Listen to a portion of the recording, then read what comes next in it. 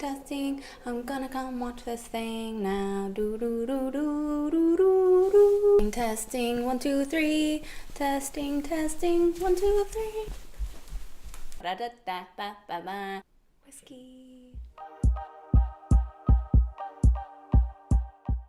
Hey y'all, Coco Whit here, and today we're taking it back to basics. I was thinking about all the stuff I want to share with you guys in the future, and it occurred to me that I have some clean eating basics that have proven super useful to me, and it would probably be a great place for us to start. Let's go! Okay, I told y'all we were getting basic, and I really meant it, because we are starting out with 2 salad dressings that I really love. Salad dressings are the easiest place to make or break your clean eating habits because store-bought dressings are almost always filled with cheap, highly processed ingredients, and if not, they can get pretty expensive. So save yourself some money, make one of these really delicious salad dressings that's super easy to whip up. This one is definitely my favorite. It is a tahini-based dressing. I use it for dipping raw vegetables in. It's really good massaged into kale or just poured over your average salad. Little whisking tip for you, which is different than a whiskey tip.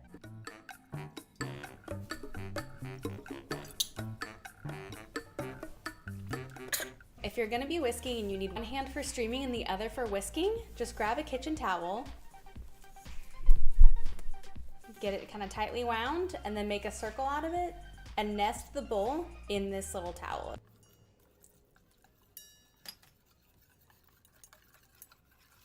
It'll keep it perfectly in its spot, and then you can whisk and stream at the same time. There she is. It is so good. Trust me. All right, second up, we're gonna make a lemon vinaigrette. This is super basic, and I love using it when I'm going to a dinner party and I'm not sure what everybody's preferences will be. You can switch out the vinegar for something else if you don't like red wine vinegar. You can add honey if you want it a little bit sweeter.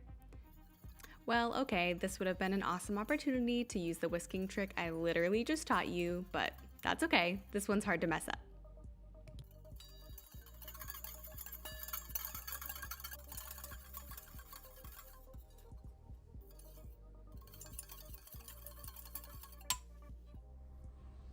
As you can see here, I've been soaking some pumpkin seeds or pepitas, and that is for seed milk.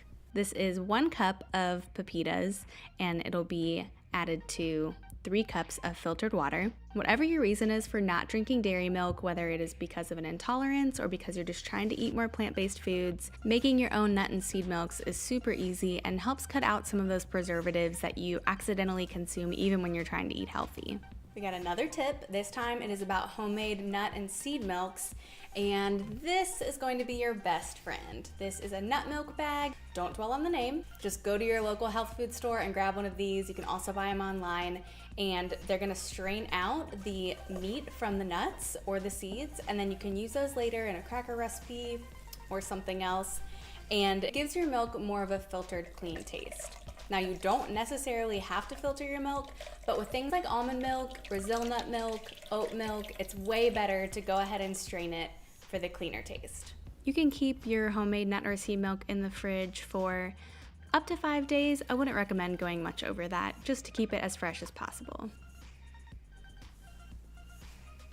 And it would not be a nut and seed milk tutorial if we didn't cover the ever popular almond milk. So we're taking 1 cup of soaked almonds with 2 to 3 cups of filtered water, depending on your preference for how creamy it is.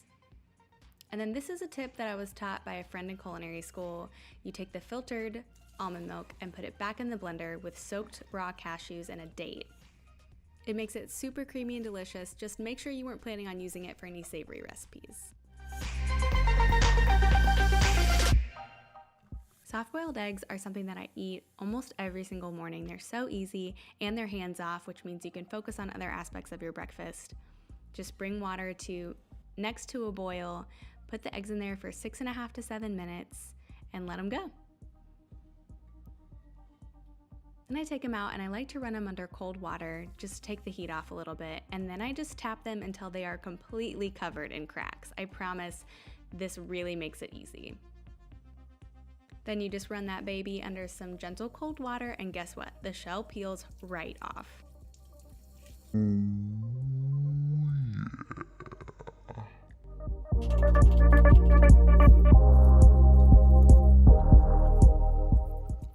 here's a little easy morning hack for you. If you want to cook some extra soft-boiled eggs the day before, you can store them overnight in some water in an airtight sealed container.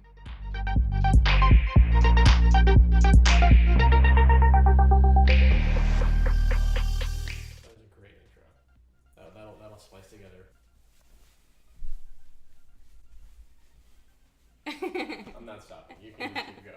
Stop it.